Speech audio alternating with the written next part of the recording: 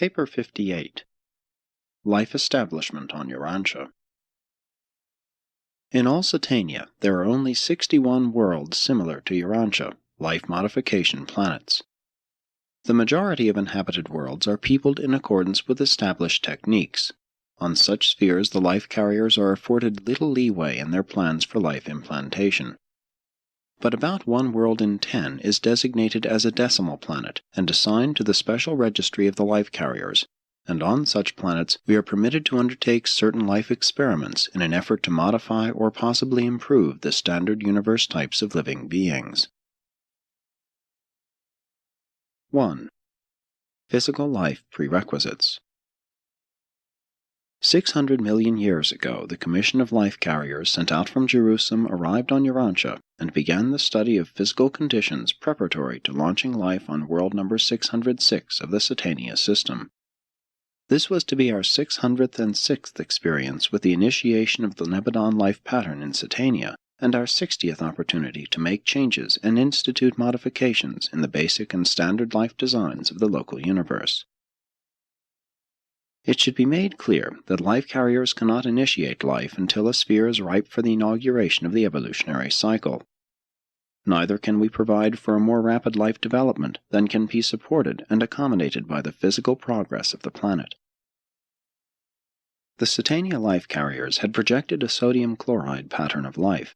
Therefore, no steps could be taken toward planting it until the ocean waters had become sufficiently briny. The Urantia type of protoplasm can function only in a suitable salt solution. All ancestral life, vegetable and animal, evolved in a salt solution habitat. And even the more highly organized land animals could not continue to live did not this same essential salt solution circulate throughout their bodies in the bloodstream which freely bathes, literally submerses, every tiny living cell in this briny deep. Your primitive ancestors freely circulated about in the salty ocean. Today, this same ocean-like, salty solution freely circulates about in your bodies, bathing each individual cell with a chemical liquid in all essentials comparable to the salt water which stimulated the first protoplasmic reactions of the first living cells to function on the planet. But as this era opens, Urantia is in every way evolving toward a state favorable for the support of the initial forms of marine life. Slowly but surely, physical developments on Earth and in adjacent space regions are preparing the stage for the later attempts to establish such life forms as we had decided would be best adapted to the unfolding physical environment, both terrestrial and spatial. Subsequently, the Satania Commission of Life Carriers returned to Jerusalem, preferring to await the further breakup of the continental landmass, which would afford still more inland seas and sheltered bays, before actually beginning life implantation. On a planet where life has a marine origin, the ideal conditions for life implantation are provided by a large number of inland seas, by an extensive shoreline of shallow waters and sheltered bays, and just such a distribution of the Earth's waters was rapidly developing. These ancient inland seas were seldom over 500 or 600 feet deep, and sunlight can penetrate ocean water for more than 600 feet. And it was from such seashores of the mild and equable climes of a later age that primitive life found its way onto the land. There the high degree of carbon in the atmosphere afforded the new land varieties of life opportunity for speedy and luxuriant growth. Though this atmosphere was then ideal for plant growth, it contained such a high degree of carbon dioxide that no animal, much less man, could have lived on the face of the earth. 2. The Urantia atmosphere. The planetary atmosphere filters through to the Earth about 1/2 billionths of the Sun's total light emanation. If the light falling upon North America were paid for at the rate of 2 cents per kilowatt-hour, the annual light bill would be upward of $800 quadrillion. Chicago's bill for sunshine would amount to considerably over $100 million a day. And it should be remembered that you receive from the sun other forms of energy. Light is not the only solar contribution reaching your atmosphere. Vast solar energies pour in upon Urantia, embracing wavelengths ranging both above and below the recognition range of human vision.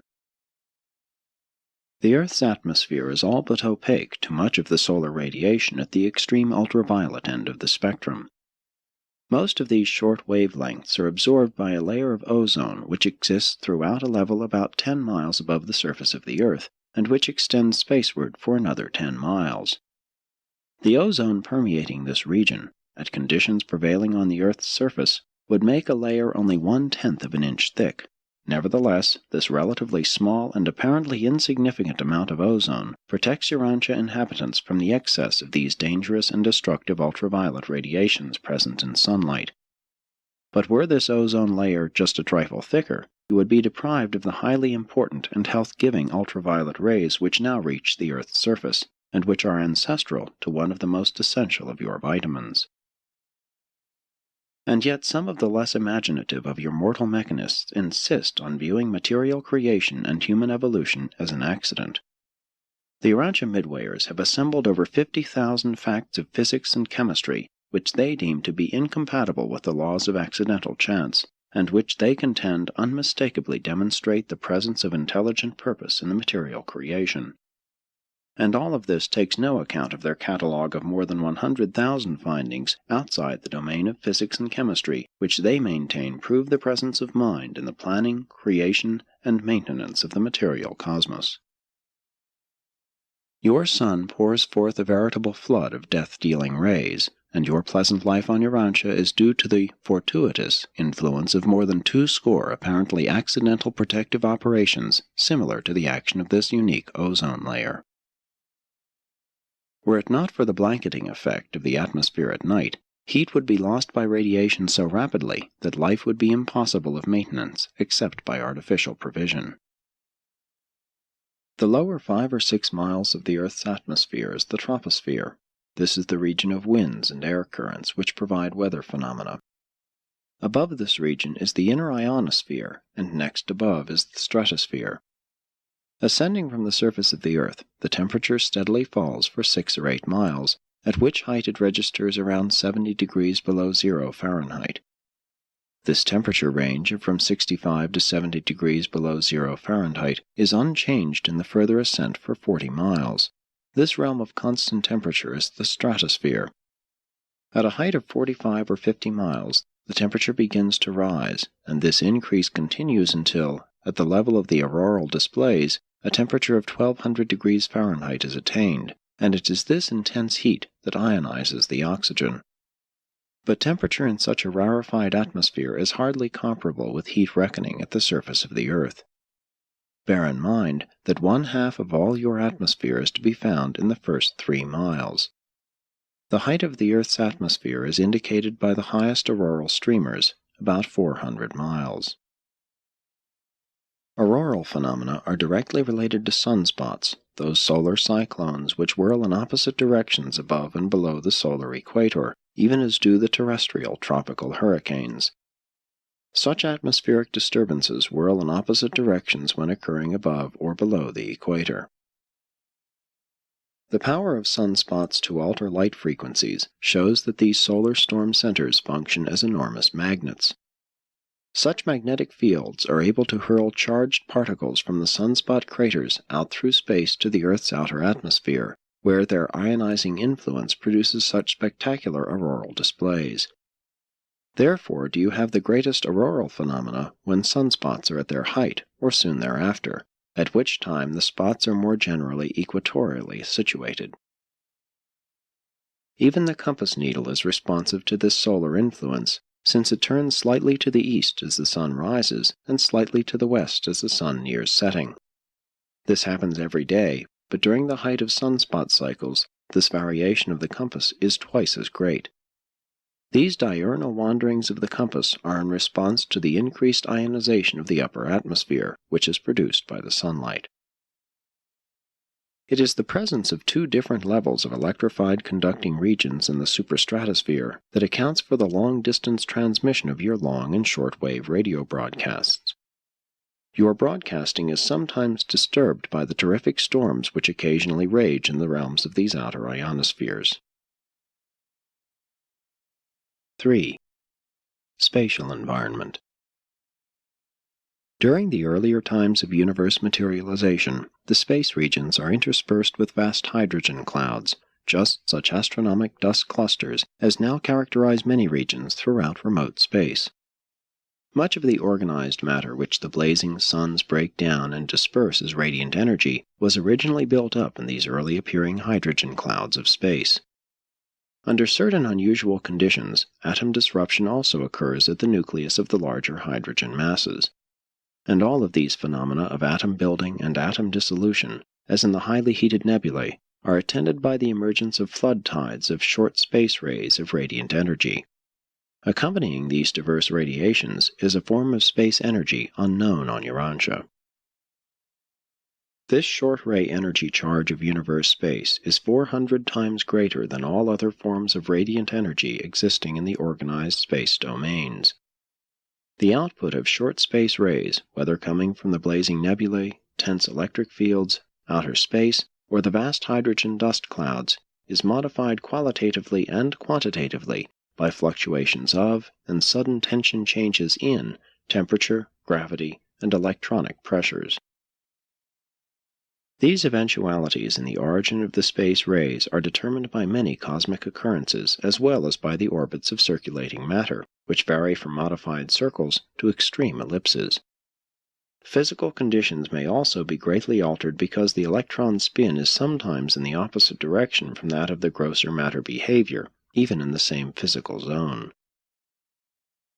The vast hydrogen clouds are veritable cosmic chemical laboratories, harboring all phases of evolving energy and metamorphosing matter.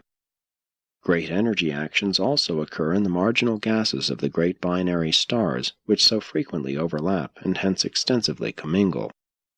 But none of these tremendous and far-flung energy activities of space exerts the least influence upon the phenomena of organized life, the germplasm of living things and beings. These energy conditions of space are germane to the essential environment of life establishment, but they are not effective in the subsequent modifications of the inheritance factors of the germplasm, as are some of the longer rays of radiant energy. The implanted life of the life carriers is fully resistant to all of this amazing flood of the short space rays of universe energy. All of these essential cosmic conditions had to evolve to a favorable status before the life carriers could actually begin the establishment of life on Urantia. 4. The Life Dawn Era. That we are called life carriers should not confuse you. We can and do carry life to the planets, but we brought no life to Urantia. Urantia life is unique, original with the planet. This sphere is a life modification world. All life appearing hereon was formulated by us right here on the planet, and there is no other world in all Satania, even in all Nebadon, that has a life existence just like that of Urantia. 550 million years ago, the Life Carrier Corps returned to Urantia. In cooperation with spiritual powers and superphysical forces, we organized and initiated the original life patterns of this world and planted them in the hospitable waters of the realm.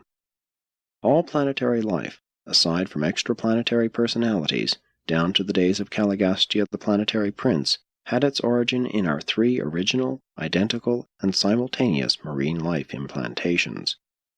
These 3 life implantations have been designated as the Central, or Eurasian African, the Eastern, or Australasian, and the Western, embracing Greenland and the Americas. 500 million years ago, primitive marine vegetable life was well established on Urantia. Greenland and the Arctic land mass, together with North and South America, were beginning their long and slow westward drift. Africa moved slightly south, creating an east and west trough, the Mediterranean basin, between itself and the mother body. Antarctica, Australia, and the land indicated by the islands of the Pacific broke away on the south and east and have drifted far away since that day. We had planted the primitive form of marine life in the sheltered tropic bays of the central seas of the east-west cleavage of the breaking up continental landmass. Our purpose in making 3 marine life implantations was to ensure that each great land mass would carry this life with it in its warm water seas as the land subsequently separated. we foresaw that in the later era of the emergence of land life, large oceans of water would separate these drifting continental land masses. 5. The continental drift. The continental land drift continued. The Earth's core had become as dense and rigid as steel, being subjected to a pressure of almost 25,000 tons to the square inch, and owing to the enormous gravity pressure, it was and still is very hot in the deep interior. The temperature increases from the surface downward until at the center it is slightly above the surface temperature of the Sun. The outer 1,000 miles of the Earth's mass consist principally of different kinds of rock. Underneath are the denser and heavier metallic elements. Throughout the early and pre-atmospheric ages, the world was so nearly fluid in its molten and highly heated state that the heavier metals sank deep into the interior. Those found near the surface today represent the exudate of ancient volcanoes, later and extensive lava flows, and the more recent meteoric deposits. The outer crust was about 40 miles thick. This outer shell was supported by and rested directly upon a molten sea of basalt of varying thickness, a mobile layer of molten lava held under high pressure but always tending to flow hither and yon in equalization of shifting planetary pressures, thereby tending to stabilize the Earth's crust. Even today, the continents continue to float upon this non-crystallized, cushiony sea of molten basalt. Were it not for this protective condition, the more severe earthquakes would literally shake the world to pieces. Earthquakes are caused by sliding and shifting of the solid outer crust and not by volcanoes. The lava layers of the Earth's crust, when cooled, form granite. The average density of Urantia is a little more than 5 1/2 times that of water. The density of granite is a little less than 3 times that of water. The Earth's core is 12 times as dense as water. The sea bottoms are more dense than the land masses, and this is what keeps the continents above water. When the sea bottoms are extruded above the sea level, they are found to consist largely of basalt, a form of lava considerably heavier than the granite of the land masses. Again, if the continents were not lighter than the ocean beds, gravity would draw the edges of the oceans up onto the land, but such phenomena are not observable. The weight of the oceans is also a factor in the increase of pressure on the sea beds. The lower but comparatively heavier ocean beds, plus the weight of the overlying water, approximate the weight of the higher but much lighter continents. But all continents tend to creep into the oceans. The continental pressure at ocean bottom levels is about 20,000 pounds to the square inch. That is, this would be the pressure of a continental mass standing 15,000 feet above the ocean floor. The ocean floor water pressure is only about 5,000 pounds to the square inch. These differential pressures tend to cause the continents to slide toward the ocean beds.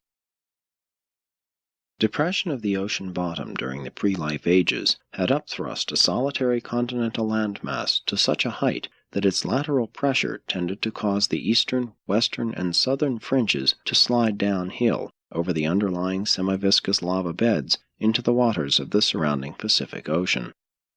This so fully compensated the continental pressure that a wide break did not occur on the eastern shore of this ancient Asiatic continent, but ever since has that eastern coastline hovered over the precipice of its adjoining oceanic depths, threatening to slide into a watery grave.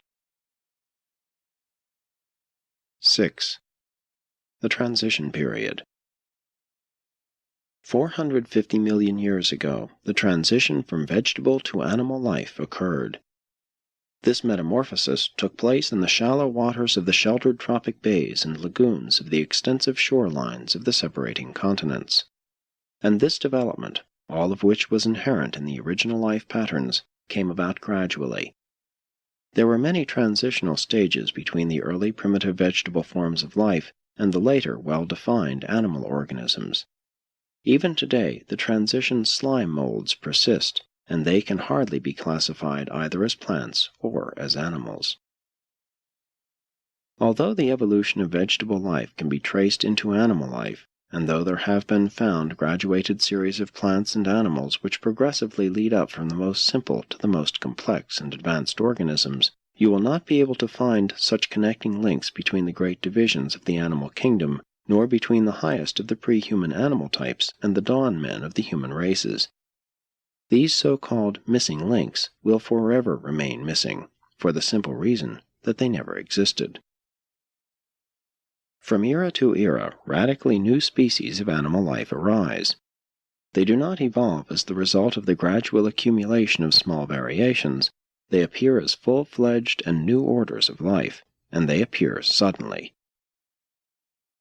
The sudden appearance of new species and diversified orders of living organisms is wholly biologic, strictly natural. There is nothing supernatural connected with these genetic mutations. At the proper degree of saltiness in the oceans, animal life evolved, and it was comparatively simple to allow the briny waters to circulate through the animal bodies of marine life. But when the oceans were contracted and the percentage of salt was greatly increased, these same animals evolved the ability to reduce the saltiness of their body fluids, just as those organisms which learned to live in fresh water acquired the ability to maintain the proper degree of sodium chloride in their body fluids by ingenious techniques of salt conservation.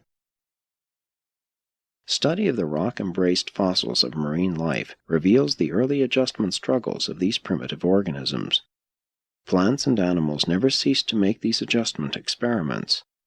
Ever the environment is changing, and always are living organisms striving to accommodate themselves to these never-ending fluctuations. The physiologic equipment and the anatomic structure of all new orders of life are in response to the action of physical law. But the subsequent endowment of mind is a bestowal of the adjutant mind spirits in accordance with innate brain capacity. Mind, while not a physical evolution, is wholly dependent on the brain capacity afforded by purely physical and evolutionary developments. Through almost endless cycles of gains and losses, adjustments and readjustments, all living organisms swing back and forth from age to age. Those that attain cosmic unity persist, while those that fall short of this goal cease to exist. 7. The Geologic History Book. The vast group of rock systems which constituted the outer crust of the world during the life dawn or Proterozoic era does not now appear at many points on the Earth's surface. And when it does emerge from below all the accumulations of subsequent ages, there will be found only the fossil remains of vegetable and early primitive animal life. Some of these older water-deposited rocks are commingled with subsequent layers, and sometimes they yield fossil remains of some of the earlier forms of vegetable life, while on the topmost layers occasionally may be found some of the more primitive forms of the early marine animal organisms. In many places, these oldest stratified rock layers, bearing the fossils of the early marine life, both animal and vegetable, may be found directly on top of the older, undifferentiated stone. Fossils of this era yield algae, coral-like plants, primitive protozoa, and sponge-like transition organisms. But the absence of such fossils in the early rock layers does not necessarily prove that living things were not elsewhere in existence at the time of their deposition. Life was sparse throughout these early times, and only slowly made its way over the face of the earth. The rocks of this olden age are now at the Earth's surface or very near the surface, over about 1/8 of the present land area.